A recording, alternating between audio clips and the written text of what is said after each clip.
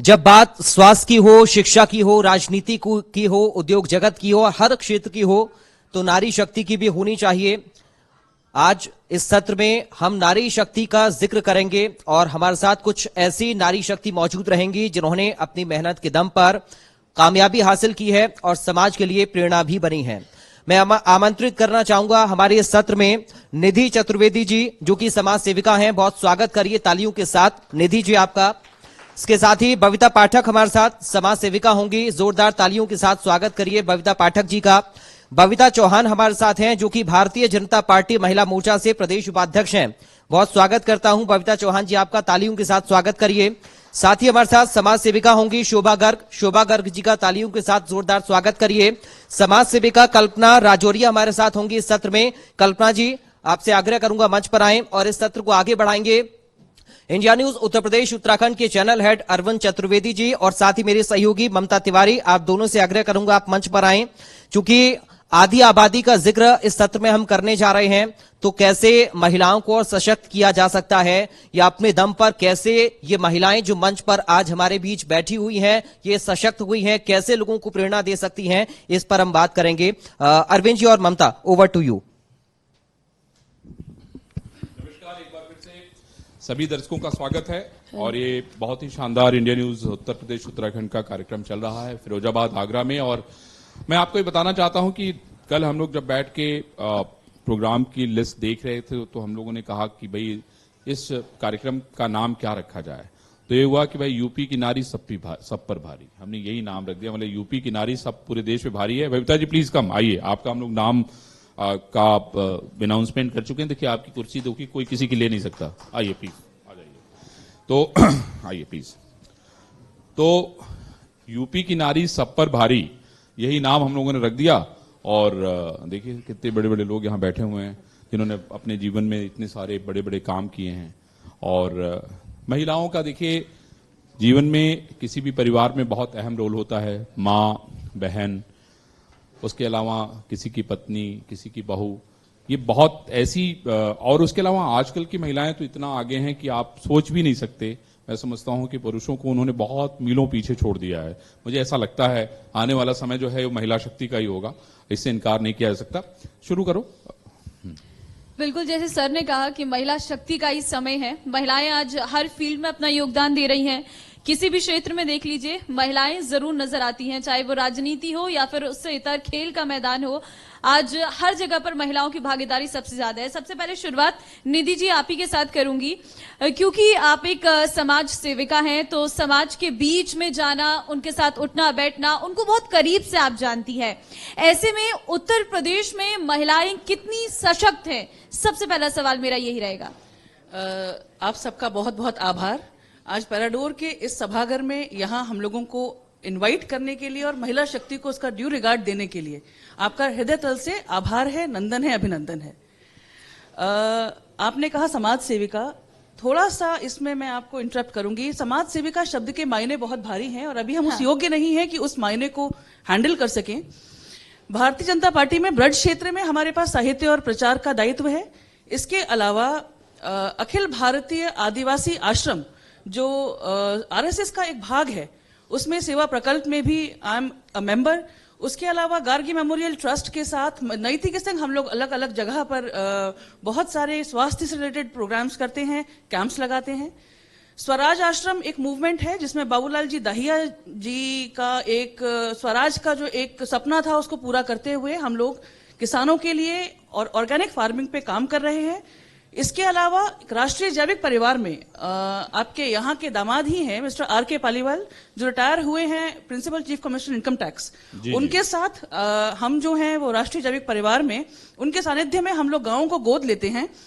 और बाकी 4 गांवों को छोड़ दिया जाए, अगर उत्तर प्रदेश के परिदृश्य की बात करें तो उत्तर प्रदेश में फतेहाबाद के पास गांव राटौटी है। आप सब लोग बिल्कुल वहां जाइए और वहां नारी शक्ति और बाकी शक्तियों ने किस तरीके से उस गांव को एक बीमार गांव से, एक सिक गांव से एक मॉडल गांव के रूप में विकसित किया है। वहां ऑर्गेनिक फार्मिंग के माध्यम से लोगों को आजीविका उपलब्ध कराई है, वो देख के आइए। अब आपके सवाल पे आते हैं कि सशक्त नारी महिला जो है उत्तर प्रदेश की कितनी सशक्त है। देखिए, मेरा यह मानना है कि एक महिला जो होती है वो एक बेसिक यूनिट होती है किसी भी चीज की। जीवन की बेसिक यूनिट एक महिला है। एक महिला जो होती है वही परिवार बनाती है, एक महिला जो होती है वही घर बनाती है, घर से परिवार बनता है, उसी परिवार से समाज बनता है, उसी समाज से सोसाइटी और आपका राष्ट्र बनता है जी। तो जो एक बेसिक यूनिट है वो तो महिला ही हुई। उत्तर प्रदेश की महिलाएं बहुत सशक्त हैं, वो बताने की जरूरत नहीं है, आपके मंच पे ही यहाँ पर सशक्त महिलाओं की टोली आपने जी, जी। बिठाई हुई है। महिलाएं आज क्या नहीं कर सकती, हवाई जहाज भी उड़ा रही हैं। आपके राजा के ताल की सोनम यादव जो है वो विश्व में परचम लहरा के आई हैं अपना। जी। हमारी बबीता चौहान जी जो है वो प्रदेश में हमारा परचम लहरा ही रही हैं। बाकी मात्र शक्तियां भी अपने अपने योग्य कार्य कर रही हैं। और महिलाओं की योग्य और क्या क्या कार्य हैं या क्या क्या कार्य हो सकते हैं, उसमें हम लोग और क्या क्या कर सकते हैं सशक्त बनाने के लिए। तो बाहा के पास एक गांव है पुरा कन्हेरा, जिसमें हमारा अपना पुश्तैनी घर है। उस पुश्तैनी घर को हम लोगों ने सेवा भारती के साथ कोलैबोरेट करके और अपनी फंडिंग करके हमने वहां पर एक सिलाई सेंटर और एक कंप्यूटर सेंटर खोला है। सिलाई सेंटर में इस समय 100 महिलाएं जो हैं वो अपना सिलाई सीख रही हैं और बहुत कंप्यूटर बढ़िया। सेंटर तालियां में बजाइए 25 भाई। महिलाएं जो हैं बहुत वो कंप्यूटर सीख बड़ा रही काम है हैं। ये।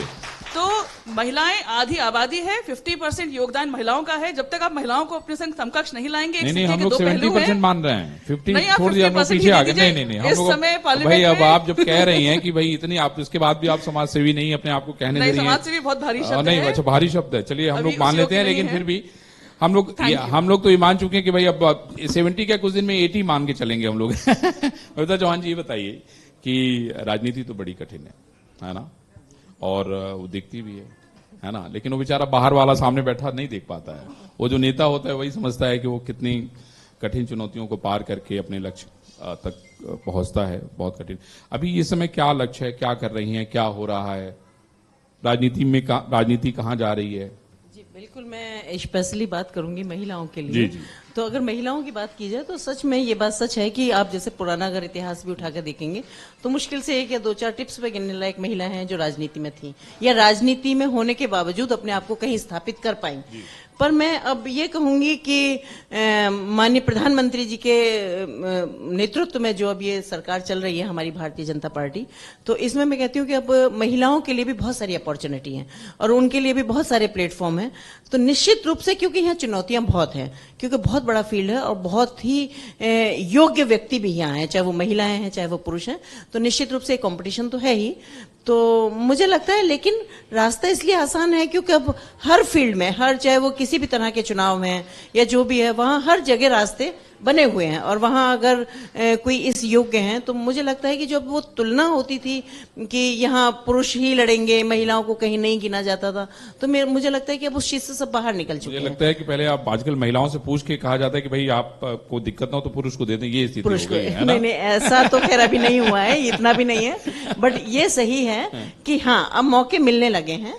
और इसके तहत जैसा आप देख रहे हैं कि जैसे पिछले चुनाव हुए, चाहे वो जिला पंचायत के चुनाव हैं, चाहे वो और पिछले चुनाव हुए नहीं, अब हैं, महिलाओं की नजर मेयर पे बहुत ज्यादा है, मैं देख रहा हूँ, है ना। बहुत सारी महिलाएं जो है मेयर बनने के दौड़ में है जी। और उसका माहौल भी बन रहा है। देखिए, मैं यहाँ पे एक उदाहरण भी आपको बताता हूँ। मुझे याद है हरियाणा में चुनाव हो रहा था, सुधा यादव जो इस समय आपकी राष्ट्रीय कार्यकारिणी में महत्वपूर्ण पद पे हैं, उनके हस्बैंड सेना में थे, उनकी डेथ हो गई थी। तो उस समय जिस समय टिकट के लिए प्रत्याशी खोजा जा रहा था तो प्रधानमंत्री जी ने ये सुझाव दिया था उस समय कि हम क्या किसी ऐसी महिला को खोज सकते हैं जिसके पति सेना में रहे हों, जिन्होंने बहुत बड़ा काम किया हो देश के लिए। तो उसके बाद सुधा यादव को चुनाव लड़वाया गया, जबकि उनके परिवार के सारे लोग उनके विरोध में हैं। तो सवाल यह है कि किसी चीज को कोई कैसे सोचता है, कैसे देखता है, वो नरेंद्र मोदी जी इसके लिए जाने जाते हैं, मुझे बताने की जरूरत नहीं है। ये चूंकि हकीकत है इसलिए मैंने कहा कि आपको बताऊं। तो आपकी बात अब अपनी पूरी करिए। जी देखिए, मैं थोड़ा सा ये भी कहना चाहूंगी कि चाहे वो महिला हो या पुरुष हो, मैं ये भी नहीं कहती कि आंखों पे पट्टी बांध कर ये कह दिया कि भाई यहाँ महिला सीट हो गई। जी। कई बार महिलाएं नहीं है उस लायक कि भाई वो अपने आप को या फैमिली से, क्योंकि भी उन्हें मौके नहीं मिले, तो ऐसा भी नहीं है कि मैं ये नहीं कहती। पर हाँ इतना जरूर कहूंगी, जैसा कि अभी बताया मेरी यहाँ बैठी हुई बहन ने, कि भाई महिलाओं के लिए भी कुछ ना कुछ रास्ते बनना चाहिए और होना चाहिए कि जबरदस्ती महिलाओं को रोका भी ना जाए। अगर कहीं मौका है और कहीं लगता है कि वहां उस लेवल की महिलाएं हैं और काम कर सकती हैं, और मैं आपको ये बता सकती हूँ अगर महिला थोड़ा भी काम कर सकती है तो वो पुरुष से ज्यादा अच्छा काम कर सकती है। एकदम महिला, ये भी बिल्कुल गारंटी है भाई। मैं तो एकदम गारंटी ले रहा हूँ इस बात की, मैं तो कह ही रहा हूँ। क्योंकि क्या है, क्योंकि ये पुरुषों का समाज रहा है, हमेशा पुरुषों का वर्चस्व रहा है, तो महिलाओं की योग्यताओं को थोड़ा कम आंका गया है। पर मैं धन्यवाद देती हूँ माननीय मुख्यमंत्री जी का, माननीय प्रधानमंत्री जी का, जिन्होंने कि अब महिलाओं को एक समकक्ष खड़ा किया है। और इसका श्रेय मैं तो कहती हूँ भारतीय जनता पार्टी को ही जाता है, उन्हीं की सोच को जाता है। चलिए अब हम लोग ये उम्मीद करेंगे कि भाई ये सारे पुरुष लोग सुन रहे होंगे जो आपकी पार्टी में बैठे हैं। चलो भाई आगे चलो। बबीता जी, मेरा एक सवाल इन्हीं राजनीति से जुड़ी बातों पर ही है। एक शब्द मैं अक्सर खबरों में सुनती हूँ, सरपंच भले ही महिला बनती है लेकिन वो जो सरपंच पति वाला टैग है ना, वो नहीं हट रहा है समाज से। Yes. इस पर आप क्या कहेंगी? क्योंकि सारी टिकट महिला का होता है, जिम्मेदारी महिला को मिलती है, लेकिन पीछे वो क्यों सरपंच पति वाला जो सिस्टम है, ये कब इस समाज से खत्म होगा? बिल्कुल सही बात है, लेकिन इस पे हमारे यहाँ हमारी पार्टी में ऑब्जेक्शन भी होता है। अभी पिछले दिनों कुछ ऐसी बैठक हुई थी, जिला पंचायत या किसी की हुई थी, तो वहां क्या होता है कि वो महिलाओं को नहीं आने देते और वो पुरुष खुद पहुंच जाते हैं। तो मुझे लगता है कि मानसिक विकृति है ये, कि महिलाओं को ये अपने घर की जो अपनी बहू बेटियां हैं या उनको घर में से बाहर नहीं आने देना। क्योंकि जब सरकार कोशिश कर रही है कि महिलाओं को आगे लाना है, लेकिन वो महिलाओं को चुनाव तो लड़ा रहे हैं, जीत भी रहे हैं उनके बर्ते पे, लेकिन कुर्सियां उनकी वो खुद घेरे पड़े हैं, डिसीजन लेने की पावर उनकी है। दस्तखत नहीं करने दे रहा है। दस्तखत नहीं करने दे रहे। दस्तखत क्यों नहीं करने दे रहे? उन्हें लगता है कि कहीं उनकी पावर तो नहीं छिन रही है ना। तो उन्हें लगता है कि ऐसा तो नहीं कि अगर महिला थोड़ी बाहर निकल गई, थोड़ा लोगों से मिली या थोड़ा अपनी बुद्धि का अगर उसने सही जगह इस्तेमाल किया, तो कहीं ऐसा ना हो कि उनकी कुर्सी उनकी खुद घर की में भी गड़बड़ हो जाए। तो ये बिल्कुल सही बात है कि ये बिल्कुल सही नहीं है और किसी भी एंगल से सही नहीं है। नहीं अभी चलेगा नहीं है ना? नहीं बिल्कुल भी नहीं चलेगा, क्योंकि बगल में बहुत सारी हमारे बैठकें एक बहन और बैठी हुई है पाठक जी। आप ये बताइए कि ये बहुत बड़ा मुद्दा है, ये जो होता है कि आपके हक पे डाका डालना, जिसको हम सीधे सीधे कहें कि ये आपके हक पे डाका डाला जा रहा है। आप देखिए मेयर बन जाते हैं, हम लोग अक्सर देखते रहते हैं, चीजें वायरल होती हैं कि नहीं पत्नी अगर मेयर है या जिला पंचायत अध्यक्ष है तो साइन पति करके दे रहा है। ऐसा आप भी सुनते होंगे, देखते होंगे, और मैं समझता हूं कि उसका विरोध भी करते होंगे। मैं ये जानना आपसे चाह रहा हूं कि आप मुझे ये बताइए कैसे इसमें बदलाव होगा, क्योंकि आप लोगों के अंदर माफ करने की शक्ति ज्यादा है। आप अपने अधिकार दे देते हो, कहते हो अच्छा चलो ठीक है। इन अधिकारों को महिलाओं को खुद ही अपने आप को जागृत करना पड़ेगा, और हम महिलाओं को आज महिलाएं जागृत हो भी रही हैं। मैं ऐसे कई जगह स्थानों पे जब देखा है, कई सिटी में भी देखा है, जब क्या कहते हैं जिला पंचायत की अध्यक्ष महिला है, लेकिन संभाल जिम्मेदारी पुरुष रहे हैं, तो वो महिला खुद भी नहीं निकलना चाहती।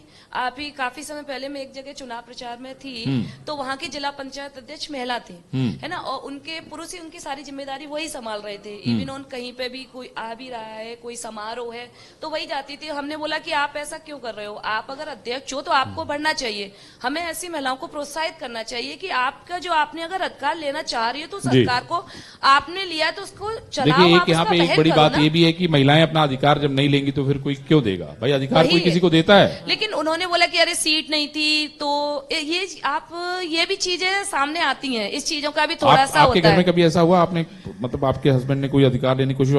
क्या बात, दिमाग खराब है, ऐसा मेरा कभी नहीं अधिकार कहा। है। मेरे हस्बैंड ने तो हमेशा मुझे आगे बढ़ने के लिए प्रोत्साहित किया है, और वो खुद कहते हैं कि आगे भाई बढ़ना हम लोग चाहिए। आपके हस्बैंड को भी धन्यवाद देते हैं कि भाई उन्होंने प्रोत्साहित किया। और मैं अगर आज इस क्षेत्र में कार्य कर पा रही हूँ तो अपने हस्बैंड के प्रोत्साहन की वजह से ही आगे बढ़ पा चलिए रही भाई हूँ। हम लोग उनको साधुवाद देते हैं। और मैं खुद भी बेटी बचाओ बेटी पढ़ाओ के जिले की सह संयोजक हूँ। जी जी। और मैं काफी मतलब बेटियों के साथ रहती भी हूँ, मैं सेवा बस्तियों में काफी कार्य भी करती हूँ। तो मैं आज भी देखती हूँ, हाँ ये कहना आसान है, ये कहा भी जा रहा है कि महिलाएं आगे बढ़ रही हैं, लेकिन आज भी आप काफी जगह ऐसे स्थानों पे दे सकती है, चाहे शहर हो या ग्रामीण एरिया हो, चाहे कहीं पे भी हो, अभी भी महिलाएं अभी उस तरीके से बेटियां आगे नहीं बढ़ आप लोग आगे ना, आप लोग बढ़ने देंगे, अब मैं समझ रहा हूँ। बिल्कुल। शोभा गर्ग जी आपके पास आऊंगी, क्योंकि अभी मैं तो एक मेट्रोपॉलिटन सिटी में रह रही हूँ, ये शहर भी विकसित हो गया है, लेकिन अभी भी वो गांव देहात है, वहां पर भी महिलाएं हैं।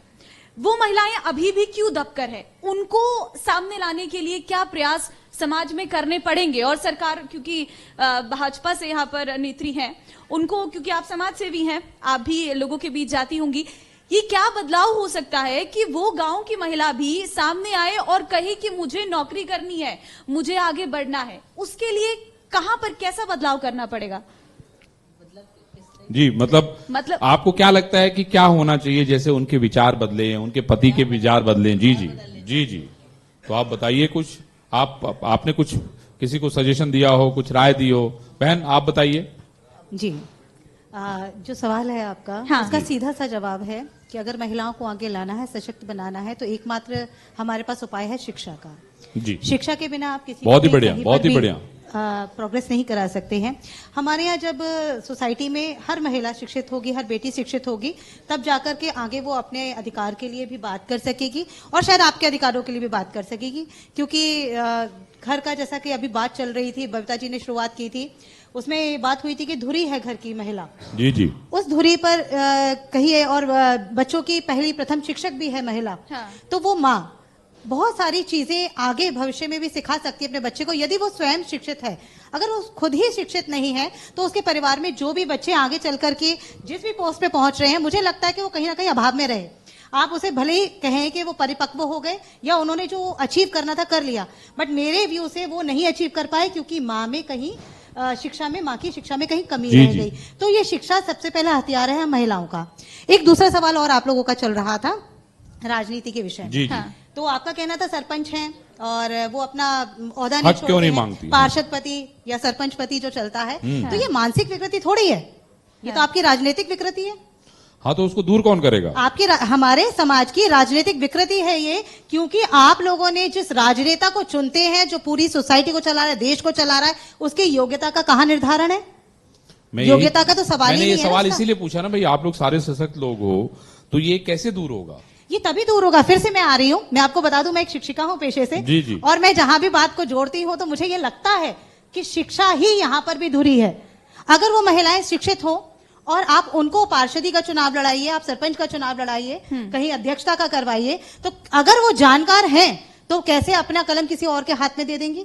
लेकिन जब वो जानती ही नहीं है और जब इलेक्शन होता है तो आप लोग जानते हैं, कहते हैं फलाने की बहू को वोट देना। बहू तो घूंघट की ओट में है और फलाने के बहू को वो वोट दे आते हैं। और हम लोग वोट कैसे देते हैं? हम लोग जातीय समीकरण देखते हैं, धर्म से देखते हैं या नोट से देखते हैं। हर तरीके से चलता है ना वोट। तो फिर लास्ट में जब उसका रिजल्ट आएगा तो रिजल्ट भी तो वैसा ही आएगा। जी जी। और जब रिजल्ट आता है, पत्नी चुन जाती है, तो योग्यता तो पति में ही थी ना।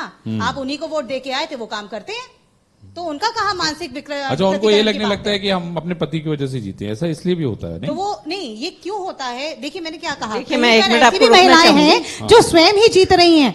ऐसा नहीं है कि हर महिला के साथ ऐसा हो रहा है। हमने कहा भाई महिलाएं तो हाँ। खुद ही जीत रही हैं, इसमें सही बात है। अगर वो सक्षम है, वो योग्य है, शिक्षित है, तो वो बिल्कुल अपने अधिकार का प्रयोग करती है। यदि वो जानती ही नहीं है और वो किसी और के नाम से आगे आई है, तो जिसके नाम से वो आगे आई है वो अपने नाम का प्रयोग करता है। बढ़िया। सिंपल सा। ठीक देखिए, है। मैं एक हाँ। बात मैं थोड़ा सा इसमें जोड़ना चाहूंगी हाँ। कि जैसा आपने बताया कि महिलाएं या पुरुष क्यों रोक लेते हैं, मुझे लगता है कि कहीं भी अगर पति पत्नी है तो वो एक गाड़ी के दो पहिए हैं और दोनों एक धुरी के समान चलते हैं। अगर पत्नी थोड़ी बगैर पढ़ी लिखी भी है और समाज को इतना नहीं अपने आप को पेश कर सकती है, तो पति की एक ड्यूटी बनती है कि वाइफ को लेके जाए और उसे उस प्लेटफॉर्म पे खड़ा करे जहां उसको जिस लायक जी, वो जी, समझता है। जी। राइट। लेकिन ये ना करके पति क्या करते हैं कि वो कहते हैं कि नहीं, तुम घर से बाहर नहीं निकलोगे और हम जाएंगे। वो साइनिंग अथॉरिटी वो नहीं देना चाहते। क्यों नहीं देना चाहते? कि कहीं ना कहीं क्योंकि ये पुरुष प्रधान देश है और यहाँ अभी भी महिलाओं को आगे नहीं, ऐसा भी नहीं है। नहीं, कि बबीता जी, एक और चीज यहाँ। जस्ट मिनट, एक क्या है, ये भी आपकी सही बात है कि शिक्षा जो है वो सबसे बड़ी कमजोरी है, क्योंकि अभी हमारे यहाँ हिंदुस्तान में अगर देखा जाए तो शिक्षा का बहुत अभाव है। इसका श्रेय कहीं ना कहीं ये भी सही बात है कि परिवार को जाता ही है कि अगर बेटियों को अच्छे से पढ़ाया जाएगा, अच्छा उन्हें उनकी परवरिश अच्छी की जाएगी, अच्छा पोषण दिया जाएगा, मानसिक और शारीरिक रूप से अगर मजबूत बनाया जाएगा, तो कहीं ना कहीं वो अपने हक के लिए लड़ाई लड़ ठीक है। सकती बबीता चौहान जी, एक सवाल, क्योंकि अभी बात चल रही थी आधी आबादी की कि 50-50 हो गया है, सर कहते 70-30 हो गया है। ये राजनीति में कब होगा? ये 50-50 वाला फॉर्मूला राजनीति में कब आएगा? नहीं, ये बिल्कुल हम भी आपके साथ हैं, क्योंकि हर मंच से ये कहा जाता है कि महिला देश की आधी आबादी है। नहीं, और इसको जैसे इसको ये भी तो लड़ेगी ना, इसीलिए। यस, ऑफ कोर्स लड़ना चाहिए, क्योंकि महिला देश की आधी आबादी है और ये हर मंच से कहा जाता है। और ऐसे पतियों की भी पहचान करने की जरूरत है जो कलम अपने हाथ में ले लिए हैं ना। मुझे लगता है ऐसा कोई पर संगठन, जमाना ऐसा बदल कोई रहा है, संगठन बनने क्योंकि वाला है। जो थोड़े समझदार पति हैं वो ऐसा मुझे लगता है कि नहीं करते। पर क्योंकि हिंदुस्तान बहुत बड़ी आबादी है, जी, बहुत जी। बड़ा देश है और यहाँ हर तरह के लोग हैं, जी, जी। तो थोड़ा आ रहा है परिवर्तन, धीरे धीरे थोड़ी जागरूकता आ रही है। पर यह भी सही बात है कि अगर जब शिक्षा सही टाइम पे होगी तो होगा। रहा सवाल 50% की आबादी वाला, तो क्योंकि जब लोग हर मंच से ये बोला जाता, तो ये बात मुझे अभी तक समझ में नहीं आ रही कि वो 50% वाला अधिकार मिलेगा कब, वो वही तो सवाल है, कब मिलेगा? आपको आपकी सरकार बताइए है बेनी ना? जी, कब मिलेगा तो 50% वाला? क्योंकि जहां भी देखो, और जब इलेक्शन की बात आती है, अगर 50% की बात की जाए तो मैं कहती हूँ वो 33% पे ही इतनी जदोहद हो रही है, उसी हिसाब से थोड़ा सा कर देंगे तो शायद महिलाएं उसमें खुश हो जाएं।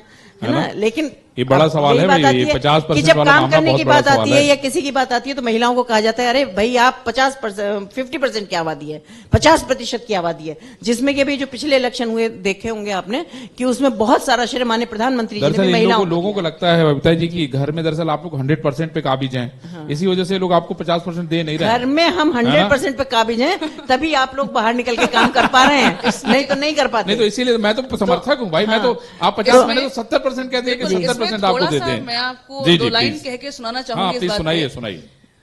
अपने यहाँ दो लाइन कही जाती है, ये कही जाती है कि बिजली जब चमकती है जी तो आसमान बदल देती है, बिजली जब चमकती है तो आसमान बदल देती है, आंधी जब चलती है तो दिन रात बदल देती है, जब गरजती है महिला शक्ति तो इतिहास बदल देती है। जी जी, अरे कितने हम लोगों न जाने कितने उदाहरण है इस देश और दुनिया में। सरपंच है ना? का जो आपका सवाल था उसमें सिर्फ 2 मिनट लेके आपको एक बात बोलना चाहूंगी। जी। अगर महिला सरपंच है और उनका सरपंच पति जा भी रहा है तो उसमें बुराई क्या है? नहीं, दो नहीं, कारण है उसके, दो आपको बहुत पॉइंट्स बताती हूँ मैं। पहली चीज तो यह है हमारा जो समाज है, सरपंच जो भी होगी वो महिला, गांव की महिला होगी। हमारा पितृसत्तात्मक समाज है। जी जी, दूसरा, हमारे यहाँ पॉलिटिक्स में डायनेस्टी बहुत मेजर रूल करती है। अगर आप डायनेस्टिक लाइन को फॉलो कर रहे हैं, अगर एक उस लाइन में आप आ रहे हैं तो राजनीति आपके लिए कंपैरेटिवली उन लोगों के मुकाबले बहुत आसान है जो एज अ न्यू लाइन राजनीति को सिलेक्ट करते हैं। आज बहुत सी प्रबुद्ध महिलाएं राजनीति में आ रही हैं। और आपका सरपंच महिला का जो सवाल है उसमें यह है कि मान लीजिए पहली बार जब वो महिला सरपंच चुनी जाती है तो वो अपने पति के हिसाब से काम करती है, तब तक उसे क्योंकि जानकारी नहीं होती है। और आप इस बात को नोट कर लीजिए, जैसे ही वो महिला दूसरी बार सत्ता में आती है तो वो महिला ये बोलती है कि भाई साहब अब मुझे सब समझ में आ गया, अब मैं कर लूंगी, आपकी बेचारा पति जरूरत घर नहीं के है। बाहर बैठा हुआ इंतजार कर रहा है। बिल्कुल, नहीं देखिए होता क्या है, महिला का एक नैसर्गिक गुण है सीखना। जी जी, तो महिला जो है उस गुण का प्रयोग करती है, जो चीज उसको नहीं आती उसके लिए वो सीखने की चेष्टा करती है, और सीखने के बाद फिर वो रबर स्टैंप ना बनके वो अपने आप अपने हक के फैसले लेती है। और मुझे लगता है ये एक सही उत्तर होगा आपके इस सवाल। एकदम सही उत्तर है।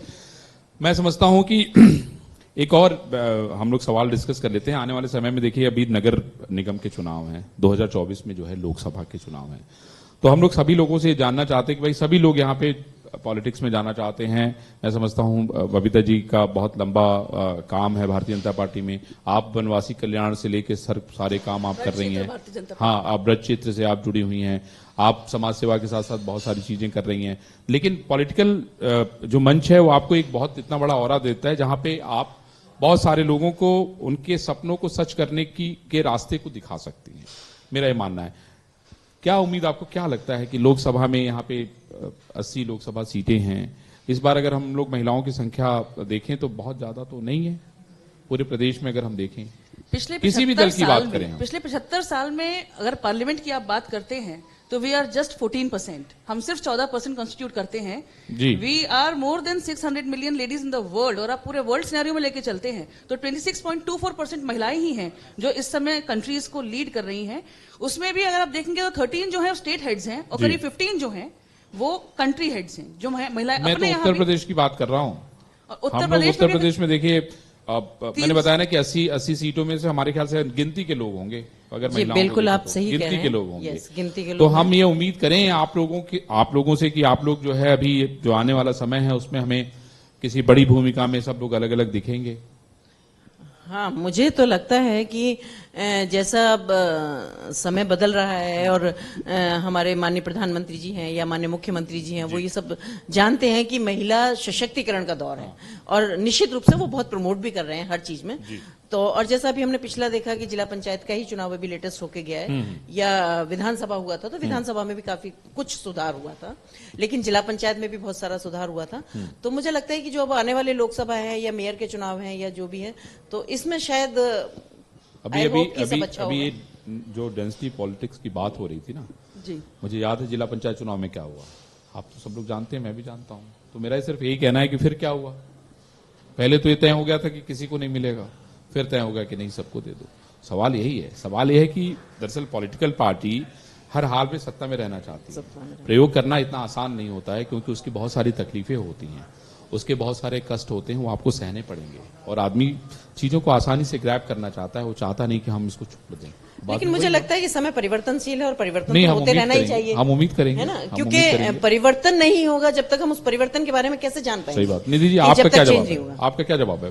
फटाफट 2-2 मिनट बताइए, फिर रजिस्ट्रेशन हम लोग बाइंड अप करते हैं। देखिए, जैसा बबीता जी ने कहा कि परिवर्तन जो है वो प्रकृति का नियम है, लेकिन अगर इस पॉइंट पे बात करी जाए तो मुझे लगता है कि देखिए बदलाव हो रहा है, उतनी त्वरित गति से नहीं हो रहा है, लेकिन बदलाव आ रहा है। समाज में महिलाओं को उनका ड्यू रिगार्ड दिया जा रहा है। आज हमारे देश की ज्यादातर महिलाएं जो हैं, आप देखिए ज्यादातर देवियां जो हैं वो महिलाएं हैं। और सबसे बड़ी बात जो पुरुष भली भांति जानता है कि सिंह की सवारी, पुरुष अगर सिंह का रूपक है तो सिंह की सवारी भी दुर्गा करती है। एकदम सही कहा। तो- हाँ, हाँ, पूछो। ठीक है, बबीता मैम। सवाल पूछ लो, इसी पे ले लो। सवाल हाँ। इसी पे भी है और साथ ही साथ एक महिला सुरक्षा का भी सवाल है। ये गांव की महिलाएं, अगर मैं बात करूं, क्योंकि शहर में तो चलिए हम एक कॉल कर लेते हैं, पुलिस हमारे पास पहुंच जाती है। घरेलू हिंसा, ये अभी भी मामले आ रही हैं इतनी जागरूकता के बाद भी। इसके कारण क्या है?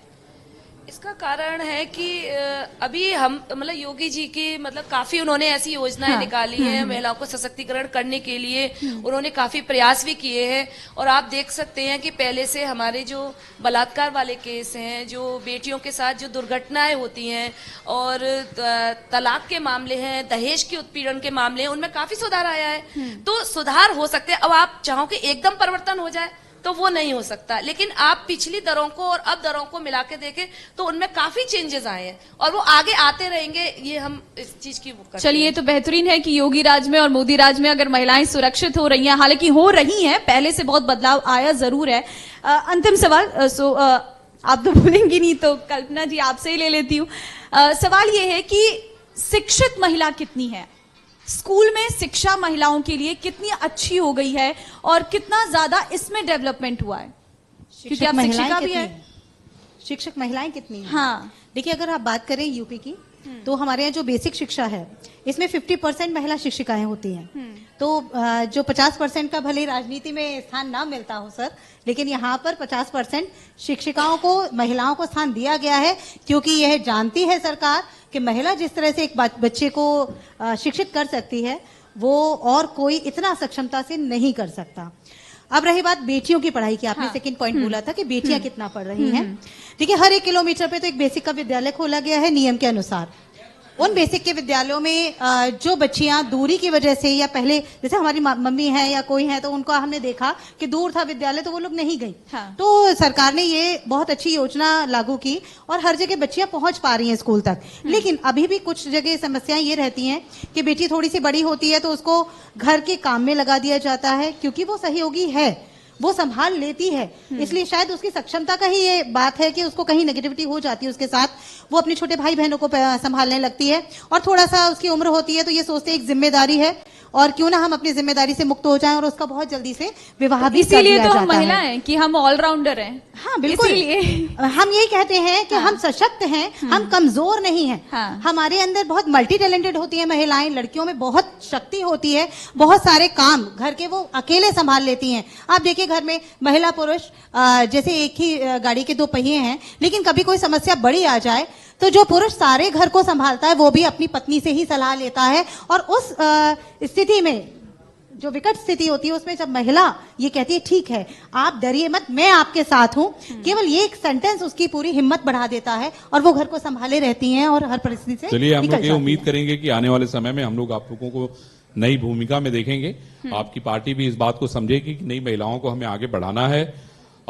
सिर्फ उन आप लोगों को वोट के तौर पे इस्तेमाल नहीं किया जाएगा, आप लोग को उतना ही सम्मान दिया जाएगा जिसकी आप हकदार हैं, क्योंकि आप लोगों ने अपनी समाज में जो जगह बनाई है, अपनी मेहनत से बनाई है, अपनी शिक्षा से बनाई है, और इसको सम्मान मिलना ही चाहिए। आप लोगों ने इतना अमूल्य अपना समय दिया, इंडिया न्यूज से बात की, उसके लिए बहुत बहुत thank you, thank you, thank you. भाई जोरदार ताली बजाइए, इतना आसान मसला नहीं है भाई, प्लीज, थैंक यू।